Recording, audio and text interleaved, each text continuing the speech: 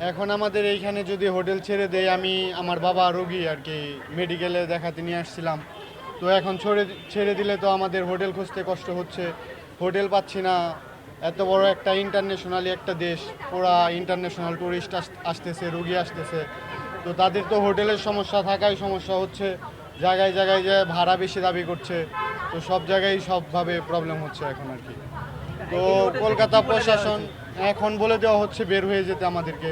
তো আমরা এখন কোথায় যেয়ে উঠবো? আমাদের কালকে চলে যেতে হবে একদিনের জন্য, রুগী সহ হোটেল খুঁজতে অনেক কষ্ট হয়ে যাচ্ছে আর কি। তো কলকাতা প্রশাসনকে দাবি করব, কলকাতা সিটি কর্পোরেশনকে দাবি করব যে এটা জানি আরও তাড়াতাড়ি ভালো হয়।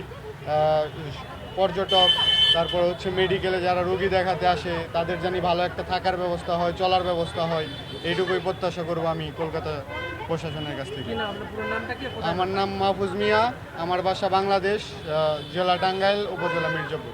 সবগুলো হোটেল সকাল থেকে যাত্রী বের করে দিতেছে, বলতেছে যে প্রশাসন থেকে বলে গেছে যে আপনাদের এখন হোটেল থেকে নামতে হবে। এর কারণ কি? তাহলে মানুষগুলো যাবে কোথায়?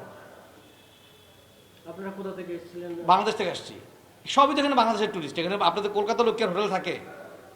কি সমস্যা এখন? সমস্যা বুঝতে পারতেছেন, ওনারা হঠাৎ করে এসে বলতেছে যে স্যার সবার রুম ছাড়তে হবে, প্রশাসন থেকে বলে গেছে হোটেল ইনস্পেকশন করবে, এই জন্য সবার রুম ছাড়তে হবে। সকাল থেকে 3টে হোটেল থেকে একই কথা বলতেছে, 3 হোটেল থেকে ছাড়া লাগলো। তাহলে আমরা যাবো কোথায়? আমাদের যাওয়ার টাকার ব্যবস্থা করে দিতে হবে যে আপনারা চলে যান, বা আপনারা কেউ আসেন না বাংলাদেশে। কোনো কথাবার্তা ছাড়া সমস্ত হোটেল তারা বন্ধ করে দিতেছে, হঠাৎ করে নোটিশ। হঠাৎ করে বলতেছে। আমি এখানে চেক ইন করছি সকাল 1.5 ঘন্টা আগে, এখন বলতেছে স্যার রুম ছাড়তে হবে সবার। এর কোনো মানি আছে? সকাল থেকে বোধহয় 3 হোটেল একই কাজ করলো।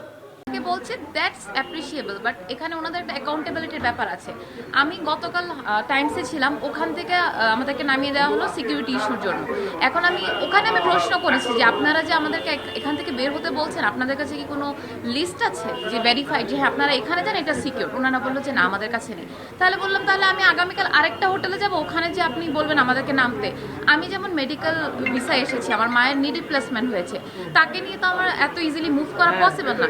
ঠিক তাই হলো, আমি আসলাম এখানে গতকাল, আজকে এখানে এসে বলছে এখান থেকে হয়তো নেমে যেতে হবে।